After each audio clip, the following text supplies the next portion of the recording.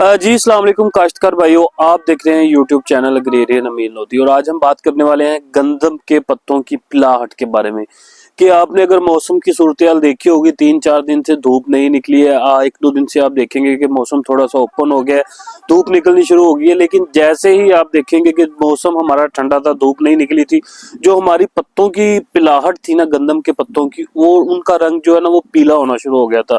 तो कुछ लोग काश्तकार भाइयों को बता रहे थे कि आपकी फसल पे कुंगी का हमला हो गया है। कुछ कह रहे थे कि आपकी जो न्यूट्रेंट्स हैं, जो अज्जा है, उनकी कमी की वजह से आपके पत्ते पीले हो रहे हैं। आज हम इसी टॉपिक को अच्छे से देखेंगे कि ये गंदम के पत्तों की जो पिलाहट है इस किस वजह से है, या अगर कुंगी का हमला होता है तो हम उसको किस तरह पहचान कर सकते हैं, किस तरह कंट्रोल कर सकते हैं।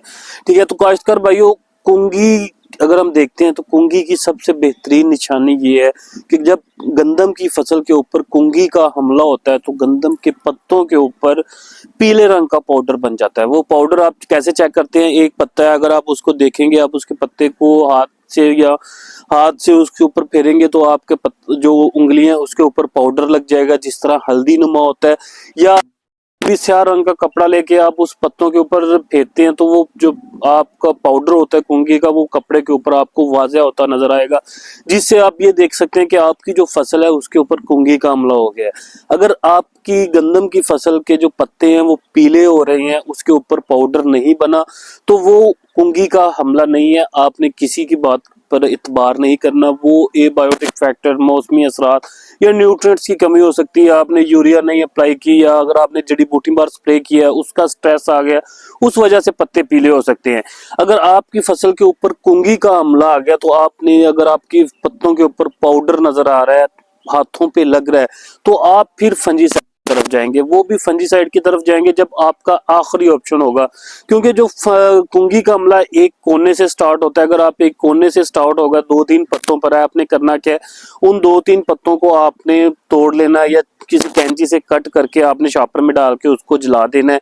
अगर आपका कुछ ज्यादा रकबे पे आपको कुंगी देखने को मिल रही है तो आपने उस कोने पर स्प्रे करना है, आपने पूरे एकड़ पर स्प्रे नहीं करना, क्योंकि जो गंदम है ये हम खुद खाते हैं। इसमें अगर हम जहर के बाकियात मौजूद होंगे तो हमें डायरेक्टली नुकसान पहुंचाएंगे।